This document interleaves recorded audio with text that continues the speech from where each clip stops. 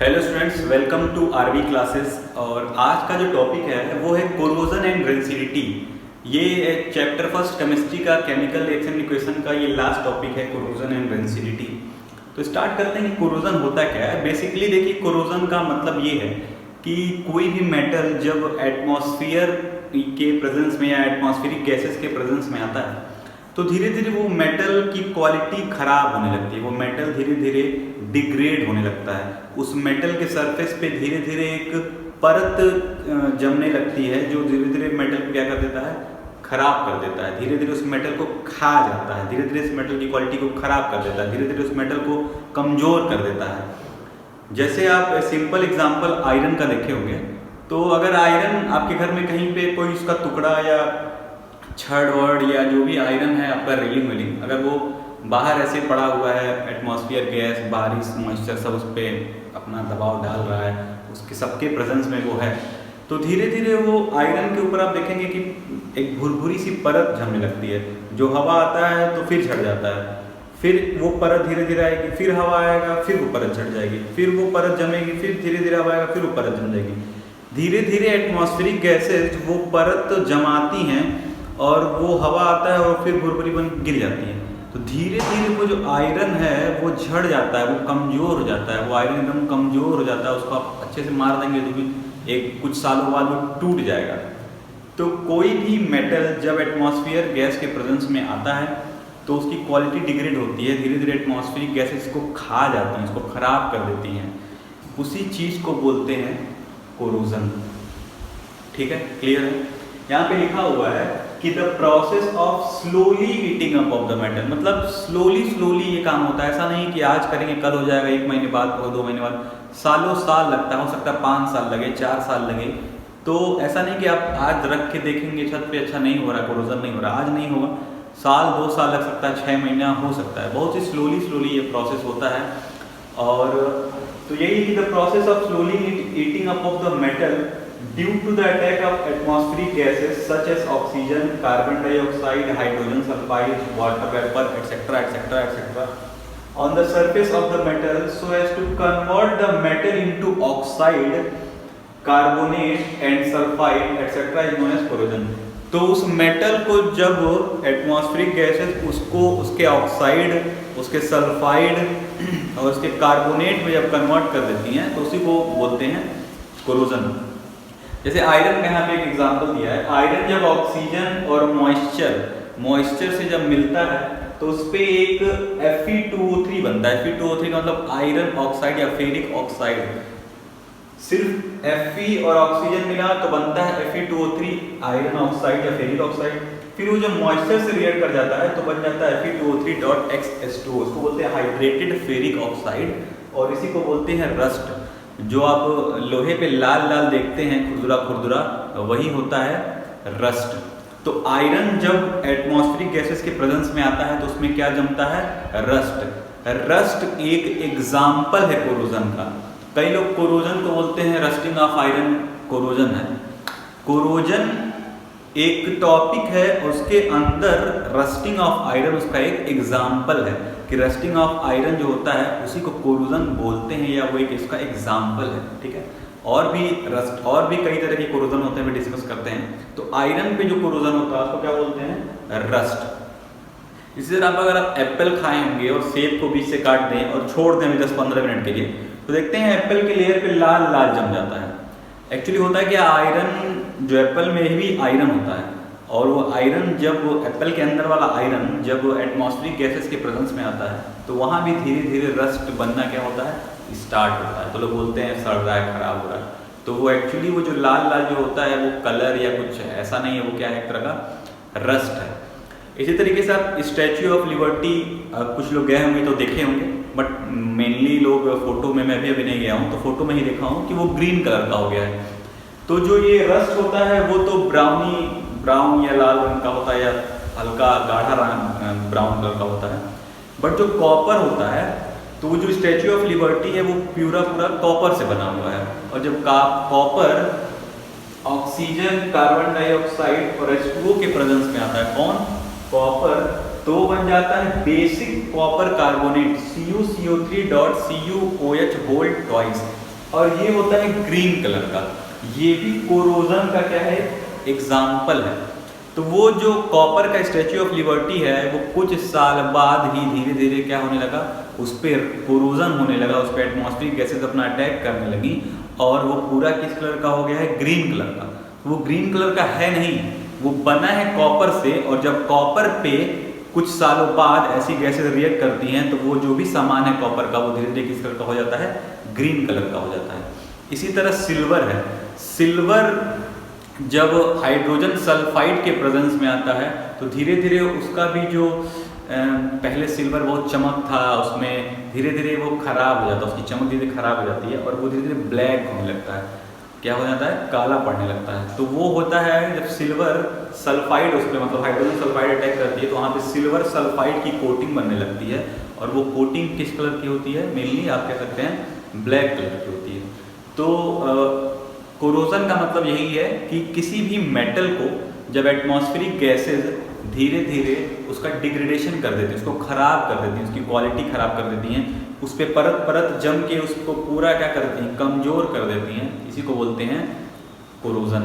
Rusting of iron corrosion का एक क्या है, एग्जाम्पल है।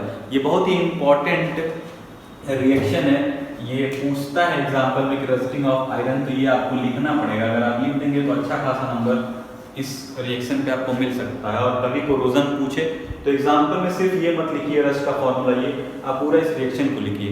तो ये किसके लिए था, आयरन में जब कोरोजन होता है। जब कॉपर में कोरोजन होता है तो कोरोजन किस किस गैसेस की वजह से होता है, कॉपर में CO2, O2 और H2O की वजह से। और कॉपर पे जब copper carbonate hydrated copper basic copper carbonate का जब परत जमता है तो वो किस कलर का हो जाता है, ग्रीन कलर का हो जाता है। और जब सिल्वर का जब हाइड्रोजन सल्फाइड के साथ होता है तो वो भी देखते हैं सिल्वर के साथ क्या रिएक्शन होता है, ये होता है सिल्वर सल्फाइड, ठीक है। तो जब सिल्वर जब हाइड्रोजन सल्फाइड के प्रेजेंस में आता है, एटमॉस्फेरिक गैस के प्रेजेंस में आता है तो बनता है सिल्वर सल्फाइड और हाइड्रोजन गैस। सिल्वर सल्फाइड जो होता है वो ब्लैक कलर का होता है। जो भी सिल्वर के ऑर्नामेंट्स या जो भी बनते होंगे वो धीरे धीरे जब हाइड्रोजन सल्फाइड के प्रेजेंस में आते हैं तो वो धीरे धीरे उस पर काला जमने लगता है। सिल्वर के बर्तन हैं चाहे जो भी हैं वो क्या हो जाता है, काला होने लगता है। तो एक्चुअली क्या है, वो सिल्वर सल्फाइड की कोटिंग उस पर जमने लगती है और वो किस कलर का हो जाता है, ब्लैक कलर का। तो हमको लगता है ये धीरे अब खराब हो रहा है, बहुत साल से पहने हैं, बहुत साल से ये बर्तन है, खराब हो रहा है, ठीक है। तो ये देखिए रिएक्शन में डेफिनेशन में लिखा हुआ है कि जब मेटल कन्वर्ट होते हैं, आप उसमें देखिएगा अपने ऑक्साइड में, तो आयरन किस में कन्वर्ट हो रहा था, ऑक्साइड में Fe2O3 बन रहा था। फिर अब कुछ मेटल कार्बोनेट में कन्वर्ट होते हैं, तो जो कॉपर है वो अपने कार्बोनेट में कन्वर्ट हो रहा था, और कुछ मेटल अपने सल्फाइड में कन्वर्ट है। तो सिल्वर किस में कन्वर्ट होता है, सल्फाइड में कन्वर्ट होता है। तो ये तीनों जो हैं, ये तीनों क्या थे, एक कोरोजन के example, rusting of iron copper का एग्जाम्पल या सिल्वर का एग्जाम्पल, ये क्या था, कोरोजन का क्या था, एग्जाम्पल था। अब कोरोजन बहुत सी दिक्कतें भी लाता है, जैसे जो भी हमारे ब्रिज बने हुए हैं या हमारी छत की रेलिंग ही है वो कुछ सालों बाद धीरे धीरे कमजोर हो जाएगी। किसकी वजह से, कोरोजन की वजह से। क्योंकि अगर आयरन का है तो रस्ट जमेगा, रस्ट की परत जमी, हवा आया, उड़ गई, एक परत को लेके चली गई, फिर धीरे धीरे से परत पे परत जाता रहता और लोहा बहुत कमजोर हो जाता है। जो आप लोहा मोटा लाए थे वो इतना कमजोर हो जाता है कि उसको आप मारेंगे तो क्या हो जाता है, टूट जाएगा। तो ऐसे बहुत लॉस हो रहा है, हर कंपनी को लॉस होता है या हर सरकार को लॉस हो रहा है, हमारे ब्रिज कमज़ोर होते जा रहे हैं। तो इसी तरीके से कोरोजन के प्रिवेंटेशन भी बनाए, कैसे कोरोजन को प्रिवेंट किया जाए। तो उसके भी कुछ तरीके हैं कि कोरोजन से कैसे हम बचाव करते हैं, आइए उसको देखते हैं। तो कुछ मेथड होते हैं कि हम कैसे कोरोजन को बचा सकें। टू प्रिवेंट कोरोजन कुछ मेथड है यहाँ पे। जैसे पहला है पेंटिंग। आपने देखा होगा कि जो भी हम लोग घर पे रेलिंग लगाते हैं, जो भी लोहा होता है, लोहे की जो भी चीज़ होती हैं, लोहे का झूला आता है, स्कूल में भी देखेंगे, उनको पेंट किया जाता है। पेंट एक तो सुंदरता बढ़ाता है, प्लस उस मेटल की या जो आयरन है उसका लाइफ भी बढ़ाता है। एक्चुअली होता क्या है कि रस्टिंग हो कैसे रहती है, जब हमारा मेटल ऑक्सीजन, एयर, मॉइस्चर के प्रेजेंस में आ रहा था। अब अगर हम ये आयरन है और इस पर हम पेंट कर दिए तो जो पेंट की परत है अब वो डायरेक्ट किसके एयर, मॉइस्चर या कार्बन डाइऑक्साइड ऑक्सीजन उसके प्रेजेंस में आने नहीं दे रहा है। तो जब तक उस लोहे पे या उस मेटल पे हम पेंट की लेयर रखे हुए हैं तो वो हमारे एटमॉस्फेरिक गैसेस के डायरेक्ट कांटेक्ट में नहीं आ रहा है, जिससे हमारा जो मेटल है वो लंबे समय तक क्या हो सकता है, चल सकता है, उस पर जंग नहीं लग सकता, वो कोरोड होने से बच सकता है।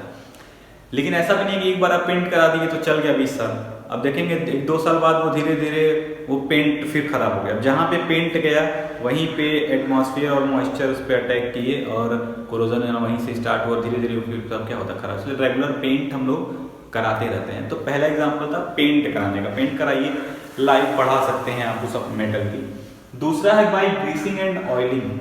अब जो भी ऑटोमोबाइल्स पार्ट होते हैं, जो भी लोग बाइक, मोटरसाइकिल, कार या किसी भी तरह का ऑटोमोबाइल चलाते हैं तो उस पर ग्रीसिंग किया जाता है या ऑयलिंग की जाती है, क्योंकि जो ऑटोमोबाइल्स में पार्ट हैं वहाँ पे आयरन के या मेटल के, किसी भी मेटल के, उनको ऑयल या ग्रीस के ही प्रेजेंस में रखा जाता है उसके ऊपर, क्योंकि ऑयल और ग्रीस से भी क्या होता है, वो अटैक नहीं करता है। क्योंकि अगर ऑयल आप लगा दिए तो उस पर पानी कांटेक्ट नहीं कर पाएगा, ग्रीस लगा दिए तो मॉइस्चर उस पर कांटेक्ट नहीं कर पाएगा। तो एक और अच्छा तरीका है ऑटोमोबाइल्स इंडस्ट्रीज को यूज़ करती है बाई ग्रीसिंग एंड ऑयलिंग।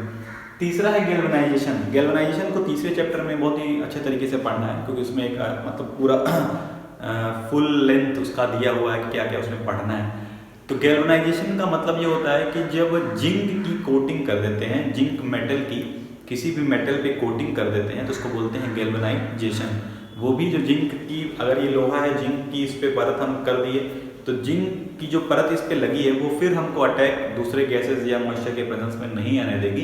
तो ये भी एक तरीका है गैल्वेनाइजेशन टू प्रिवेंट कोरोजन। ठीक है, तो 3 मेनली तरीके हैं कोरोजन को प्रिवेंट करने के लिए, by painting, by greasing and oiling और बाय गैल्वेनाइजेशन। एक और इम्पॉर्टेंट बात, ये जरूरी नहीं है कि कोरोजन मेटल को खराब ही कर देता है। कुछ जगह कोरोजन यूजफुल भी होते हैं। जैसे एल्युमिनियम है, मान लीजिए एल्युमिनियम को हम मतलब ऑक्सीजन या मॉइस्चर के प्रेजेंस में आए तो इस पर एक लेयर जम जाती है, उसको बोलते हैं एल्युमिनियम ऑक्साइड, Al2O3। कौन सी लेयर जम जाती है?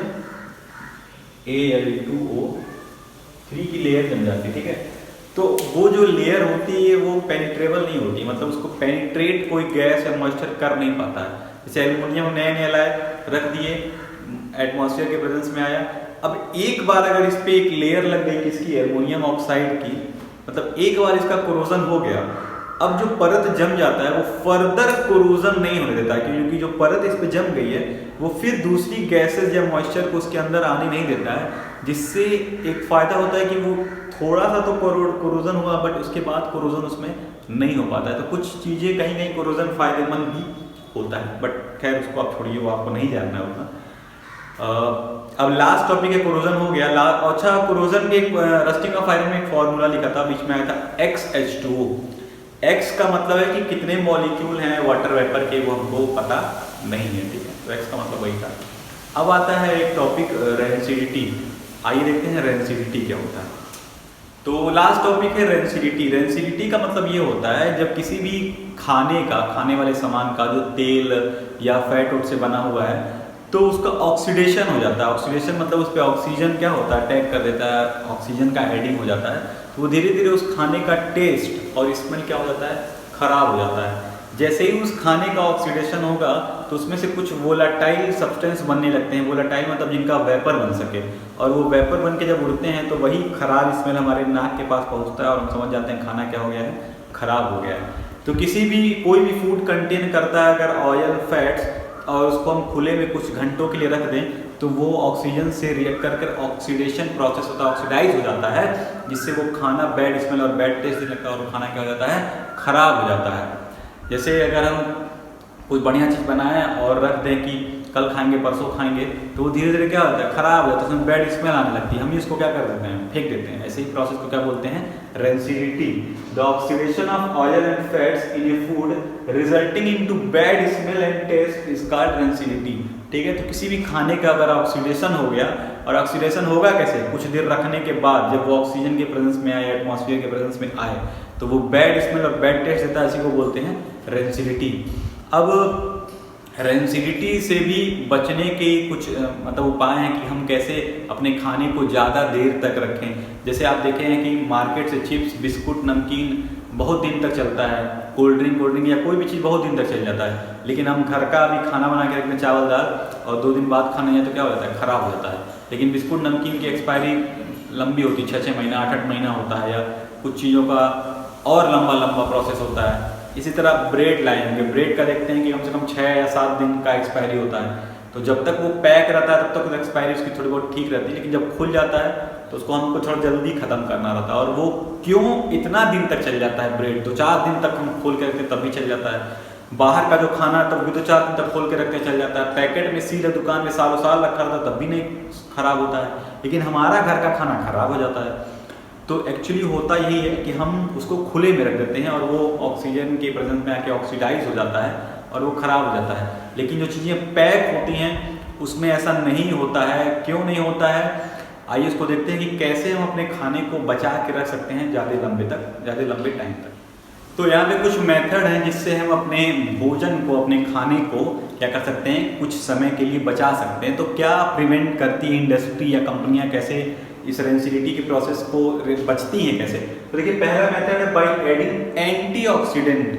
एंटीऑक्सीडेंट का मतलब जो चीज़ें उसको ऑक्सीडाइज करा रही हैं उसका एंटीऑक्सीडेंट उसमें मिला दीजिए कि वो ऑक्सीडेशन प्रोसेस जो है वो लंबे समय तक हो ना पाए। तो कुछ हमारे पास कुछ सब्सटेंस आते हैं, कुछ एंटीऑक्सीडेंट्स आते हैं मार्केट में, जिनको अगर आप खाने में मिला दें, आप पैकेट में मिला के रख दें, तो वो ऑक्सीजन को वहाँ पे उस खाने से मतलब ऑक्सीजन का रिएक्शन होने नहीं देती और हमारा खाना क्या होता है ज़्यादा देर तक बचा रहता है। आप भी एंटीऑक्सीडेंट वैसे मिलेगा नहीं, बहुत रेयर केस में मिलेगा आपको, तो खरीद लीजिए और अपने खाने में मिला के उसको बांध के रख दीजिए। तो एंटीऑक्सीडेंट अगर खाने में मिला रहेगा तो लंबे समय तक आपका खाना क्या हो सकता है, रहता है। जो इंडस्ट्रीज़ उसको यूज़ करते हैं, जो भी बिस्कुट नमकीन आता है उसमें एंटीऑक्सीडेंट्स मिले होते हैं, इसीलिए लंबे समय तक वो क्या होता है, चलता है। दूसरा है वैक्यूम पैकिंग। अब उस जो भी पैकेट है जहां आप खाना रख रहे हैं वहां से एयर निकाल लीजिए। एयर रहेगा नहीं, ऑक्सीजन रहेगा नहीं तो ऑक्सीडेशन होगा नहीं, क्योंकि ऑक्सीजन जब उसमें ऐड होगा तभी ऑक्सीडेशन होगा। तो ये दूसरा तरीका है। अब जितने देर तक वैक्यूम उसमें क्रिएट कर सकते हैं तब तक आपका खाना बचा रह सकता है। तीसरा है रिप्लेसिंग एयर बाय नाइट्रोजन। ये आप देखते हैं हमेशा कभी भी चिप्स का पैकेट लेने जाते हैं, कोई भी पैकेट वाला सामान है तो वो फूला रहता है, और अगर वो फूला नहीं है तो आप नहीं लेते हैं। तो बहुत लोग तो नहीं जानते हैं कि बस सोचते हैं खराब हो गया, बट होता ये है कि उसमें से कंपनीज क्या करती है, एयर को वैक्यूम मतलब एयर को निकाल देती है, इवैक्यूएट कर देती है, उसमें डालती है नाइट्रोजन। नाइट्रोजन बहुत ही धीरे धीरे रिएक्ट करता है, किसी भी मतलब कम रिएक्शन करता है किसी भी चीज़ से। तो नाइट्रोजन जब उसमें हम डाल देते हैं तो वो हमारे फूड आइटम से रिएक्ट नहीं करता है और वहाँ से एयर निकाल देते हैं, ऑक्सीजन निकाल देते हैं, तो हमारा जो चिप्स है वो 6-6 महीना 3-3 महीना क्या होता है, चलता है। लास्ट है refrigerator of the food stuff. जैसे हम लोग फ्रीज में खाना रख देते हैं तो जब भी टेम्परेचर लो रहेगा, या देखेंगे ठंडी में जो सब्जी होती है या मुर्गा मीट बना दिए तो वो लंबे समय तक चल जाता है ठंडी में। लेकिन गर्मी में 1-2 घंटे में अगर चरम पर गर्मी चल रही है तो 2-4 घंटे में सुबह का खाना शाम में खराब हो जाता है। तो जब टेम्परेचर बहुत ज़्यादा रहता है तो होता है ऑक्सीडेशन प्रोसेस बहुत तेज़ी से होती है। लेकिन जब टेम्परेचर बहुत लो रहेगा, ऐसे फ्रीज में टेम्परेचर लो रहता है तो वहाँ पे ऑक्सीडेशन प्रोसेस बहुत स्लोली होता है और 1 दिन या 2 दिन खाना हमारा क्या होता है, चल जाता है। इसलिए हम खाना बना के ठंडा होने के बाद उसको क्या कर देते हैं, रख देते हैं फ्रीज में, हो सकता है 1-1.5 दिन चल जाता है। तो ऐसे रेंसिडिटी को भी हम क्या कर सकते हैं, प्रिवेंट कर सकते हैं कुछ टाइम के लिए। जो भी इंडस्ट्रीज इसको इस तरीके से यूज़ करती है, या जब भी हम लंबे सफ़र पर जाते हैं, कोई भी लंबे सफ़र पर जाता है तो इसी चीज़ों का यूज़ करके वो जाता है रेंसिडिटी या खाने को अपने बचाने के लिए। तो यहाँ पे चैप्टर ख़त्म हो गया कोरोजन एंड रेंसिडिटी, और इसके बाद एक लेक्चर और रहेगा जिससे मैं कुछ एनसीईआरटी के क्वेश्चन कराऊंगा।